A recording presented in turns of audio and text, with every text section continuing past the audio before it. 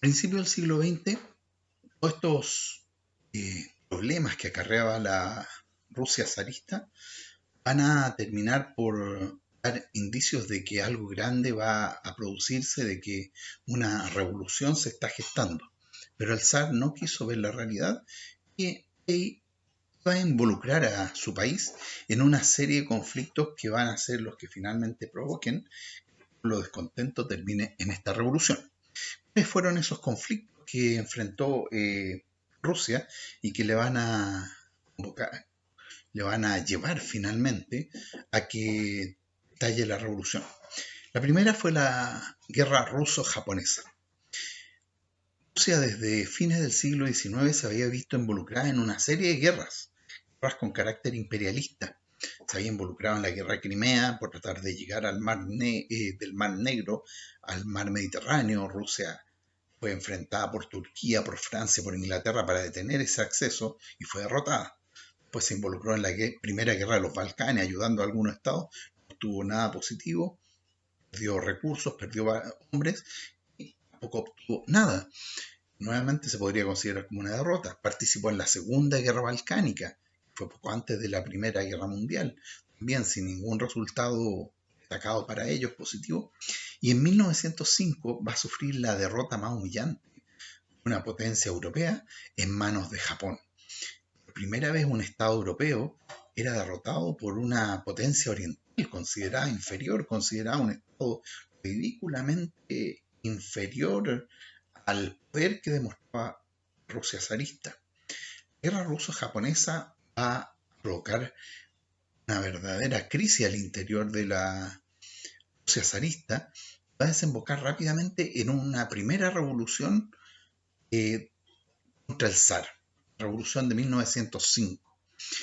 Esta revolución logró ser contenida, logró el zar demostrar que todavía tenía autoridad suficiente para aplacar este movimiento y poner el orden. Pero tuvo que empezar a dar concesiones. La autocracia era imposible sostenerla y es así como a raíz de la revolución de 1905 y de la guerra ruso-japonesa, están las dos vinculadas, aparece el primer parlamento. El zar autoriza la creación de la Duma, que es el Congreso de Rusia. Pero en ese parlamento tenían participación solamente los grupos más acomodados de la Unión Soviética, de Rusia. El resto de la población, la mayoría de la población, los trabajadores obreros, los artesanos, campesinos, todos ellos estaban fuera, no tenían opción. Era una pseudo democracia demasiado restringida y por lo tanto no fue una verdadera solución la que aportó la creación de la Duma. Solamente permitió que de la nobleza y algunos burgueses pudieran participar en la toma de decisiones del gobierno. Pero vuelvo a insistir, una minoría. Por lo tanto, esa solución que vio el monarca para detener la crisis solamente la atrasó. Eh, Posteriormente, en su afán de seguir demostrando que Rusia era una gran potencia imperial y en su afán de llegar lo más allá posible con su frontera, la Rusia zarista se involucra en la Primera Guerra Mundial. Un tremendo Estado que supuestamente iba a tener grandes éxitos en la guerra, demuestra una inoperancia absoluta en el frente de batalla. La cantidad de muertos, la cantidad de recursos perdidos es impresionante y se transforma en una verdadera sangría para el Estado y para el pueblo ruso. Ve cómo sus hombres van a la guerra a morir porque no estaban con los preparativos para enfrentar una guerra moderna. Van a combatir con sable frente a las metralletas de los alemanes. Entonces, esta guerra va a ser el colapso final de la Rusia zarista. El zar, viendo cómo sus generales no logran éxito, decide él comandar el ejército en su lucha contra los alemanes. Tampoco logra mayor éxito, lo que desacredita más, desautoriza su posición como gobernante. Lo peor de todo es que la nobleza, que eran parte de la oficialidad del ejército, se aprovechaba de esta guerra para enriquecerse más. todos los recursos que el zar enviaba para los ejércitos en el frente eran desviados para negocios bastante turbios.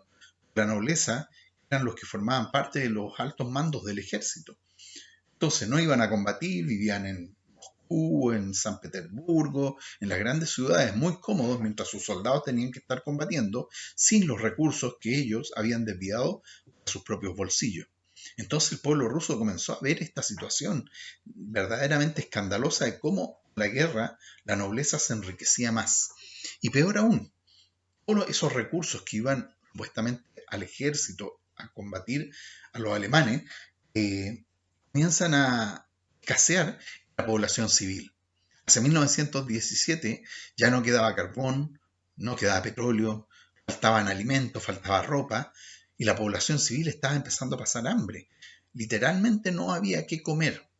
Por lo tanto, pretender que Rusia siguiera en la guerra cuando la población civil no tenía que comer y los soldados no tenían nada con qué combatir, era una ilusión que no podía sostenerse. Pasa esta situación, en 1917 comienza la revolución propiamente tal. Respecto a ella hay que destacar que en Rusia, desde fines del siglo XIX, se habían ido organizando los primeros grupos políticos que se transforman posteriormente en partidos. De esos grupos, aquí la guía destaca 4 de ellos, 5. Dice el nihilismo. Nihilismo es una corriente filosófica, se podría decir, que tuvo actividad política pública, sobre todo en Rusia. Son aquellos que pretenden, es muy cercano al anarquismo. Ellos proponen que el hombre tiene que ser absolutamente libre, no tiene que haber nada que lo controle. El hombre es capaz por su razón de controlarse por sí mismo y formar una sociedad perfecta. Por lo tanto, el Estado le coarta esta libertad al ser humano, por lo tanto hay que eliminarlo. El Estado completo no vale. Por lo tanto, este grupo, cercano al anarquismo, tomémoslo como semejante, no es lo mismo, pero son muy parecidos, y de hecho uno da al nacimiento del otro. Consideran que desapareciendo el Estado, desapareciendo la monarquía y toda la estructura del Estado, el pueblo alcanzaría realmente la felicidad, libertad absoluta que ellos anhelaban. El otro grupo era el Partido Social Revolucionario, era un grupo pequeñito, los nihilistas fueron los que consideraron que participar en elecciones, candidatos, la democracia no sirve.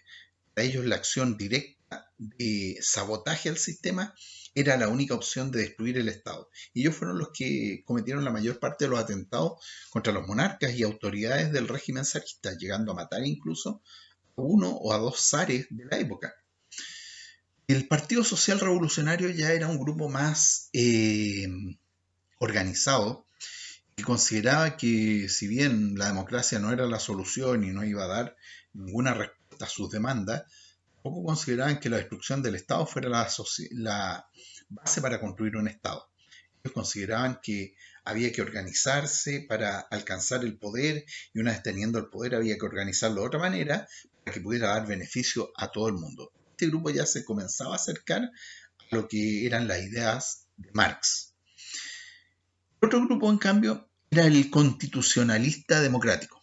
Este era un pequeño grupo formado principalmente por burgueses, por clase media, que podríamos decir que era muy escasa en la Unión Soviética, y tenía la idea de instalar un régimen democrático, parlamentario, a semejanza de lo que era la Inglaterra de esa época, o sea, mantener zarismo, pero con mayor autoridad, mayor importancia a la Duma, para que pudiera equilibrar el poder. Una monarquía limitada o monarquía constitucional. Ese era el partido de los cadetes.